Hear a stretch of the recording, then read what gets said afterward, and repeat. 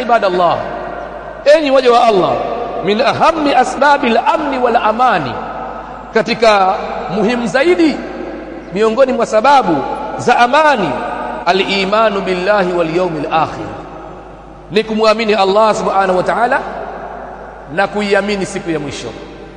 Kama wewe kama unamwamini Allah na unaiamini kweli hasa siku ya mwisho, ukipewa maneno, ukiambiwa kasema Mola wako, kasema mtume wako, utaacha misimamo yote uliyokuwa nayo na utarudi katika jambo lilokuwa la sawa kama alivyotaka Allah na mtume wake.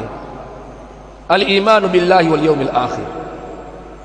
Lakini akasema wa adamu dhulmi, na katika mambo ambayo yanahifadhi amani na kudumisha amani ni kuacha dhulma, kwa sababu dhulma ni sababu miongoni mwa sababu inaweza ikapelekea kuvunjika kwa amani.